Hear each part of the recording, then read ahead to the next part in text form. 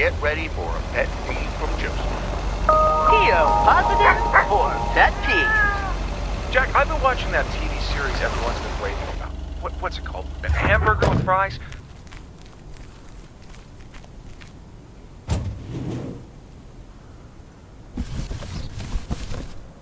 Okay, let's get this to its destination.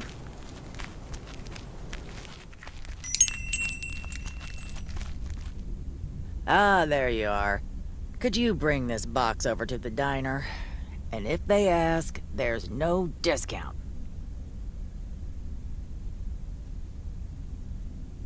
Sure, why not?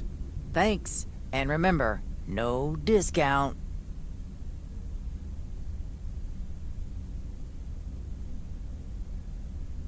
Roger that.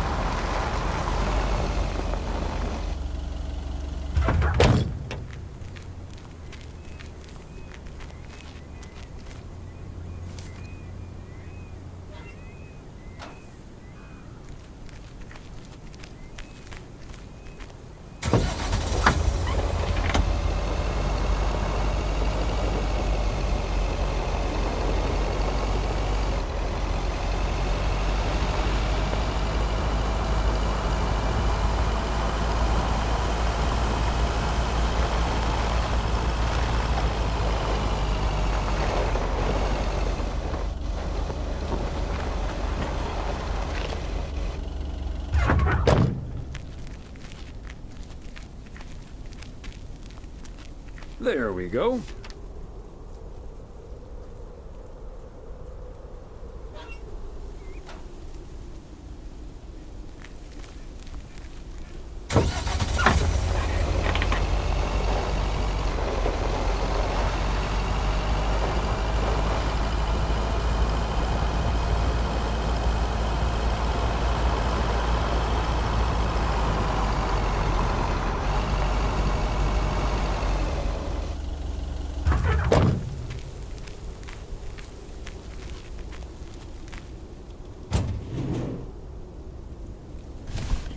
Part and parcel.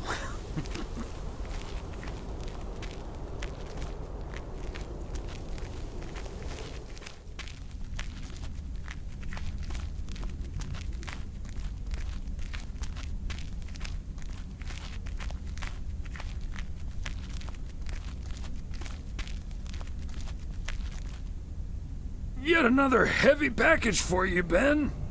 Let me take that off your hands, Thomas. You know I feel guilty enough as it is. Having you lug around those car parts week in and week out.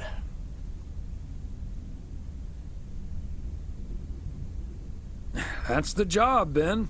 Neither snow nor rain nor heavy packages Stay these couriers from the swift completion of their appointed rounds. I'm serious, though. If you don't mind me saying, you're getting up there. Ever think of hanging up the old coat and bag?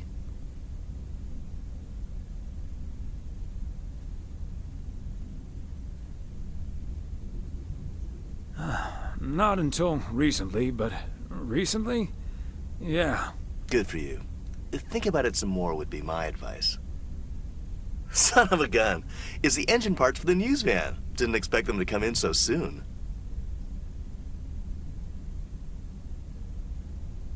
No, that's great. Now they'll be able to roam around PO for their report. Yep. With any luck, that thing will be up and running before the end of the day.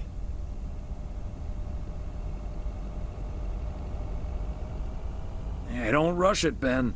Remember, you're getting up there yourself. Yeah. Now get going, you old timer.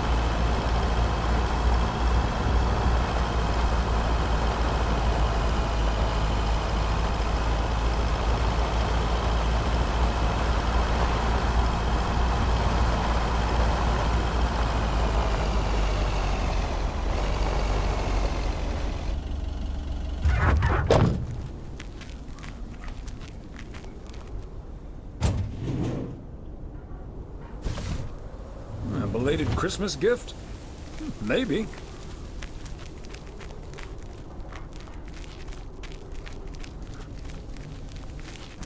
Hi, Thomas. Oh, please tell me that's a big box full of snacks from the general store. This is a big box full of snacks from the general store. But without a discount on what's inside. No discount?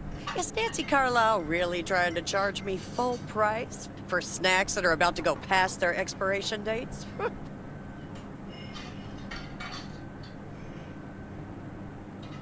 I'm just here to deliver the box, Maureen. She'd better give me that discount. But I wouldn't put it past her to charge full price for snacks she'd otherwise have to throw out in a few weeks anyway. That heartless creature.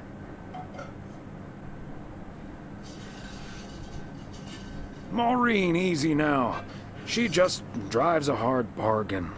Pardon my French, Thomas, but she always manages to drive me up a wall. I'll stop bothering you now. I'll think of something, don't you worry.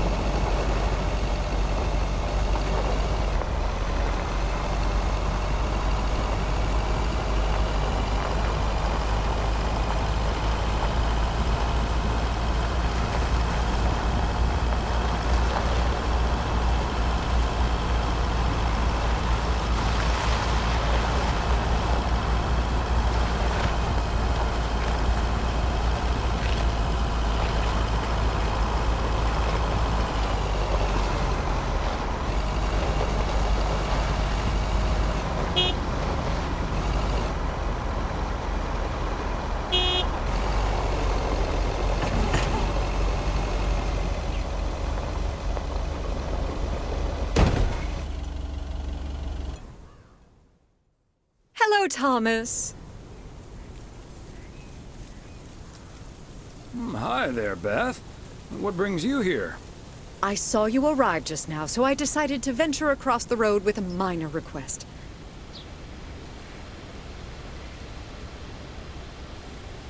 Sure thing. What can I do you for? It's just one small thing, I promise, and... well, I suppose you can see what it is. A first gift to the little one, you see, since Christmas in Georgia fell through. It just needs an address, and I'm not sure where to put it. Could I leave this with you so you could make sure it gets where it needs to go? I have the information right here on an old envelope. It's the return address in the top corner.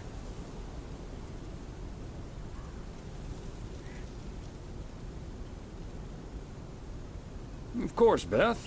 I can understand that labeling a package like this can seem daunting. Bears'll do that to you. You're a real gentleman, Thomas. Thank you. I have a stack of returned holiday gifts that need sorting before I close.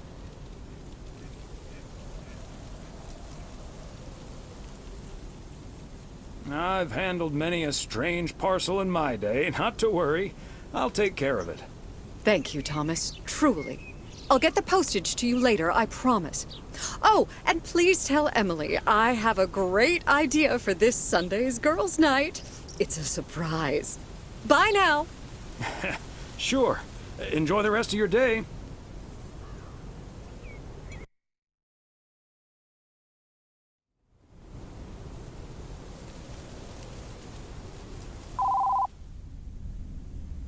Hello? Hi, Meredith. It's us. Your dad is standing right next to me. Hiya. Hi! Shouldn't you two be at Moe's right now? Yeah, we're about to jump in the car, but we wanted to share some exciting news with you. Oh, first things first, though. How was your Christmas? Well, I worked. And Tess and I made a Christmas meal you probably won't ever find in a cookbook. But we had a lovely evening. Thanks, Mom. Can I get the exciting news now, please? Okay, so your dad and I will fly into Florida this September. I won a sweepstakes. Get out of here. Wow, that's so awesome, Mom. Florida in September. Beats the PO weather, huh? Oh, sure does. Dad, are you excited as well? I sure am. Aren't you worried about flying there? Last time you came to visit, it took a few hours for that green tinge to leave your face. Oh, Meredith, don't make it worse than it was. Fine, fine. Maybe he just boozed too much on the plane.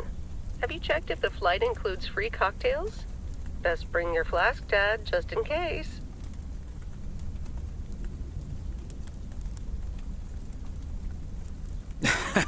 If you were here for Christmas, you might have gotten one from Santa. Oh, well. I may not have been there, but At least my boss called to interrupt your dinner. Sorry about that, by the way. Rest assured he was appropriately ashamed. We all make mistakes, Meredith. Some of us just more than others. I can't disagree there. Oh, hey, you two shouldn't keep Maureen waiting. You're right about that. Your dad will go and get the car warmed up, right, honey? That's my cue. Bye, Em. Take care. Bye. Have fun tonight.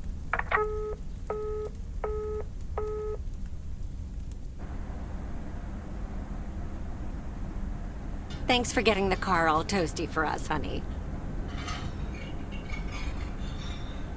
You're very welcome, dear. It's my pleasure. We've been doing this for decades now, and I've never stopped looking forward to spending my Saturday evening here with you.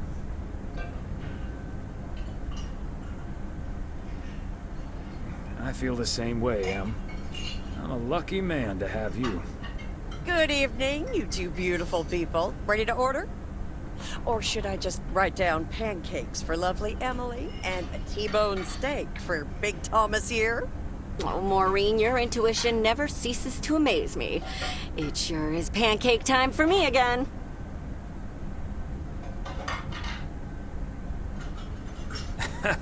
Big Thomas would very much like that, Maureen. Thanks. You got it. Be right back, folks. Ashley, it's pancake time! And get the steaks out!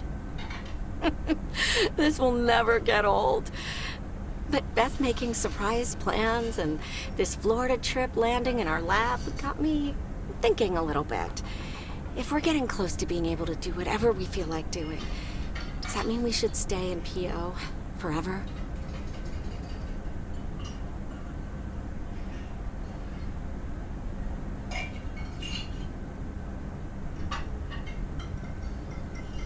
Florida sure sounds like a nice place. Lots of fishing, no ice. The warmth is the main selling point for me, I must admit. And it's not like your arthritis will stop acting up in weather like this.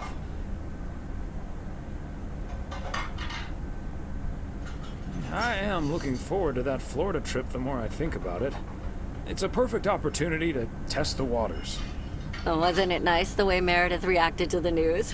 Although I'm sure she's a little envious.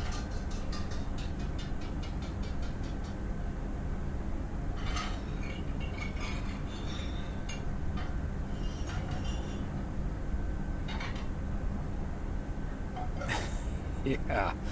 When's the last time she had a few days off and left the big smoke? Okay, folks, while Ashley's busy in the kitchen, it's time to fill Moe in on a few details. A little birdie told me you two were off somewhere fancy. Maureen, I was planning on telling you and the girls all about it tomorrow evening. But I'm sure you've also heard it's Florida in September. Florida in September. Oh, imagine that. Oh, I'm so happy for you two. Thanks, Maureen.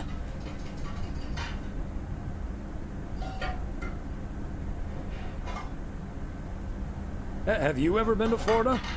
Are you offering your ticket to me? Oh, Thomas, that's so nice of you. Nice try, Maureen. Nice try.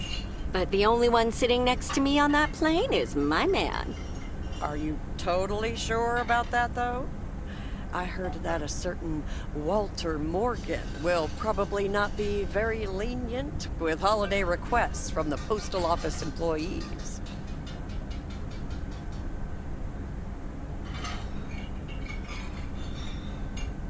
Haha, Morgan. His bark is always worse than his bite. If Walter Morgan gets in the way of that, I'll get in his way. I don't think I'm supposed to actually run away, but sure, all right. Oh, that means dinner's almost ready. Be right back, folks. See, things like this, they bother me sometimes. Maureen's a sweetheart, but it's almost impossible to have a private life here. That sure is true.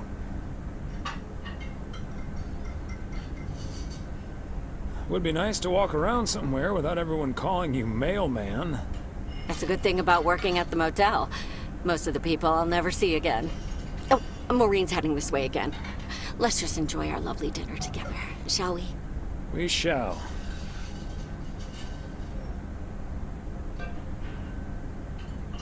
Have I already told you that you look wonderful tonight? Look alive, folks. 2 plates of the good stuff.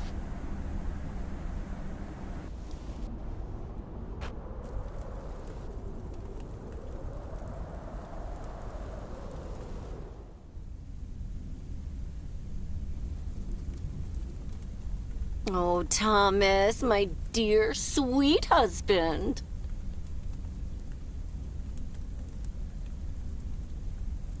I know that tone. You've got a chore for me, don't you, Em? Yes, I'm sorry to ask this of you on your Sunday off, but Okay, Em. What needs doing? the motel called, and, well, the TV crew would very much like to rent some movies from the Flick Shack today. But I couldn't just let poor little Angie ferry them over in this weather, so... So you promised them I'd do it? Bingo! Would you, dear? Pretty please. Of course, Em. You've been so busy lately. It'll be my pleasure. Oh, thank you so much, darling. Tell you what, I'll make some extra tasty snacks for your poker night tonight. How's that? It's a deal. Thomas Weiss as I live and breathe. What in tarnation are you doing out and about in the mail truck on a Sunday?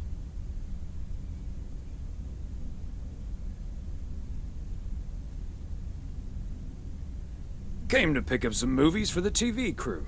Oh, I know. Your wife called ahead.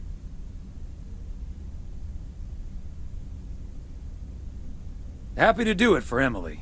And for you. And for the TV crew. Parts of it, anyway. But first things first. So, what's the hot gossip on these out-of-towners? Well...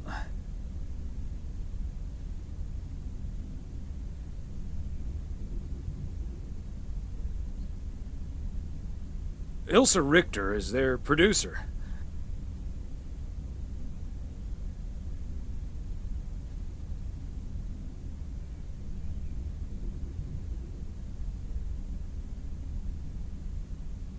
Competent, sarcastic. She kind of reminds me of my daughter. Well, then I'd like to meet your daughter someday. Because Ilsa I've met. Came into the store yesterday asking about P.O. and whether I liked it here.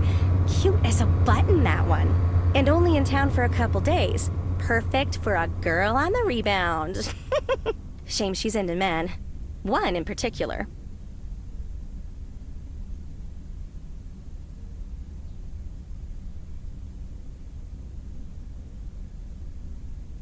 Are you sure? How do you figure?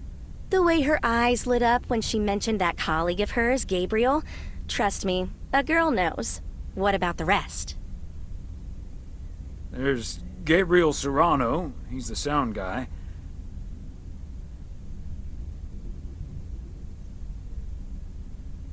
Maureen seems to think he has a crush on Ilsa Richter. Yeah, that may well be mutual. So anyway, let's get down to brass tacks. According to Emily, our intrepid reporters have 2 rooms equipped with VCRs between them. One for Connor Price, KNW6, and one for Ilsa Richter. Great. I know what we should get for Connor.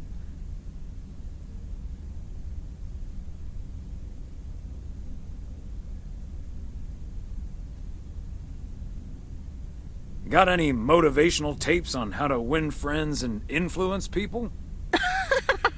Great idea. But Connor's already made his pick. Octopussy. It says it's James Bond's all-time high. I guess they forgot about that time he went to the moon. Fine by me. And what did Ilsa choose? That's where we come in. See, she wants us to pick the movie she'll be watching with her colleague, Gabriel. Thomas, she wants us to pick the movie she'll be watching with Gabriel.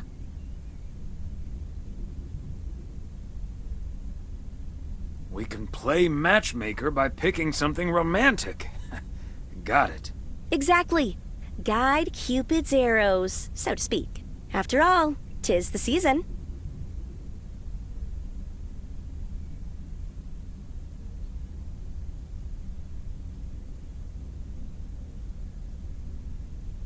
For a little post-Christmas magic? Maybe. You and Emily are regular customers, so you know what I have available. So, which film will it be?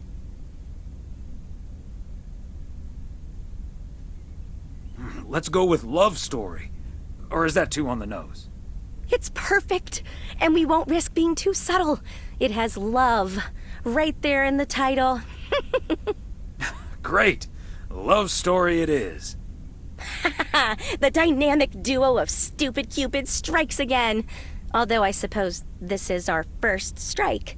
Anyway, here's hoping that this is the start of a beautiful love story. I have a good feeling about this. Anyway, I'd best be on my way getting these to the motel. Yeah, thanks for doing this, Thomas. My car, much like myself, is not built for snow. Say hi to Emily. Will do. Bye, Angie.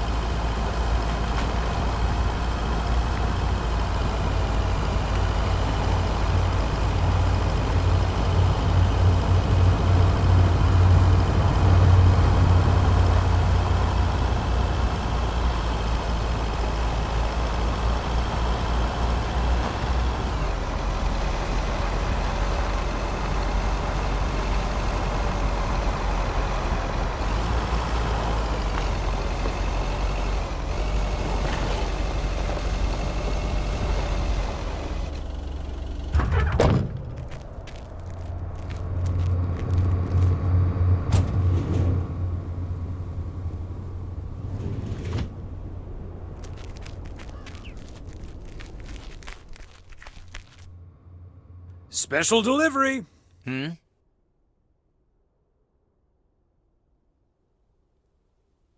need the room numbers for Price and Richter.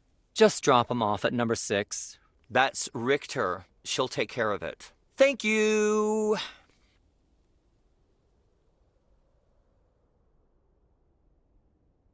You're welcome.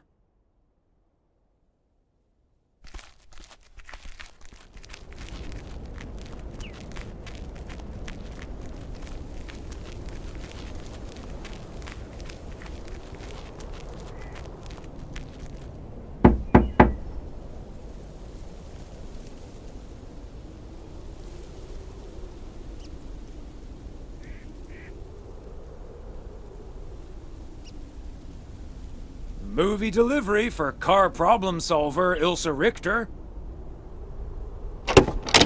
Yes? Oh, excuse me, Mr. Price. I thought this was Ilsa's room. No, that's room 9, but think nothing of it, my guy. Ooh, you got me my Bond movie.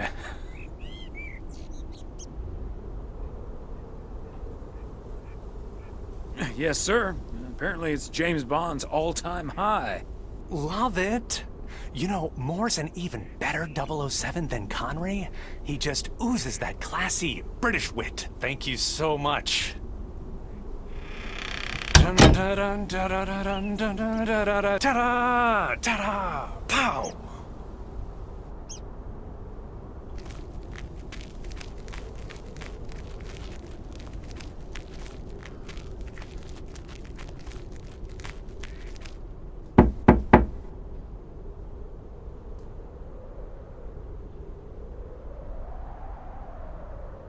A movie delivery for Ilsa Richter. Yay! Good to see you, Thomas. So, what movie did you and Angie pick for me and Gabe? Here you go. Love story. Haven't seen this one. What's it about? Tennis?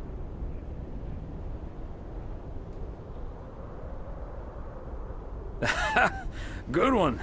Not about tennis, but it's still pretty ace. Ha ha. I'm sure it is. Looking forward to it. Let me guess, this was Angie's pick. Well, let's just say it was a group effort. Okay.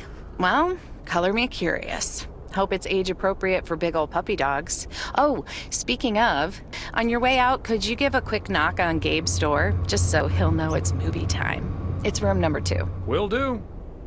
Great. See ya.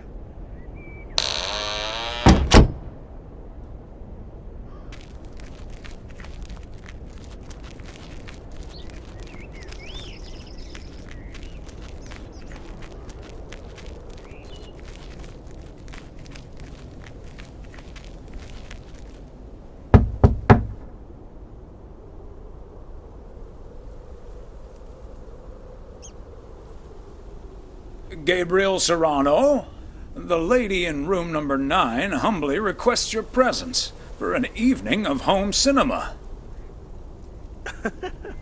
Thanks, Thomas. I'll be right over. My work here is done.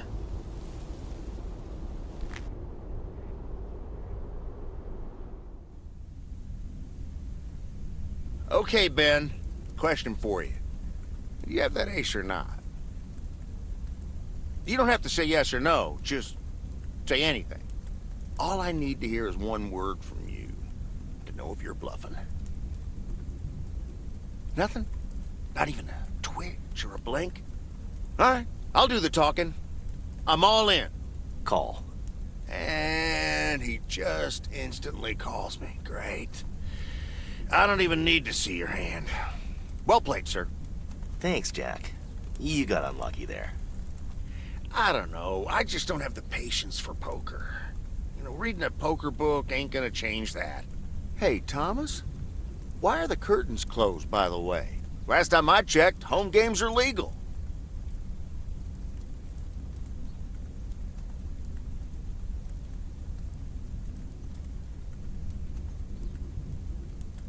Oh, I don't know. Just feels more cozy, I guess. Thomas, we don't need to keep this a secret. Walter Morgan's on my tail. Someone snitched on me, and now I need to lay low until I have a good enough alibi. Morgan again? What'd you do, Frank? I hope you didn't put ladies' underwear in his briefcase again. And please tell me you stopped putting dead rats in his exhaust. The classics. No, I didn't prank him at all this time. He's just out to get me. All I did was sell fireworks to someone. He said something about that being my third strike. I might actually lose my job, fellas.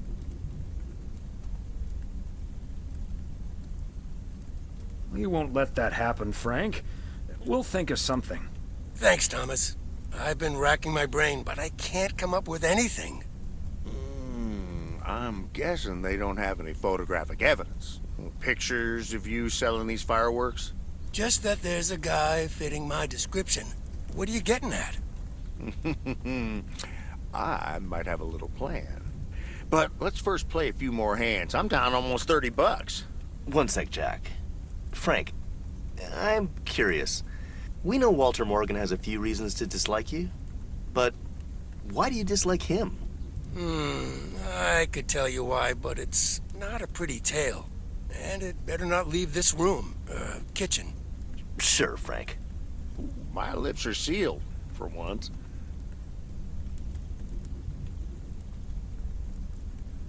You know I'm no snitch, Frank. Thanks, boys. All right, so this one time back in the summer of '69, it was before I started working in PO. There were a couple of pesky stray dogs wandering around HQ. I say pesky, but they never really hurt anyone. Just got a little excited if you walked past them eating a sandwich or whatever. Can't blame them, huh? They were hungry, even though I fed them every now and then. Morgan found out, of course, and after one complaint too many, he took matters into his own hands, or should I say, feet. He lured a couple of them behind his car, and before I knew what was going on, it was too late. I heard a loud and gut-wrenching howl. I saw two dogs run away, and Smokey, my favorite one, limped after them. It's the last time I ever saw those sweet dogs. Then Walter Morgan looked me straight in the eye with a smug grin on his face, and he said, "This is how you do a proper job, Frank." I can still see that grin when I close my eyes. Okay, that does it. Walter Morgan is now on my eternal shit list, and I'll make sure the rest of PO knows about it.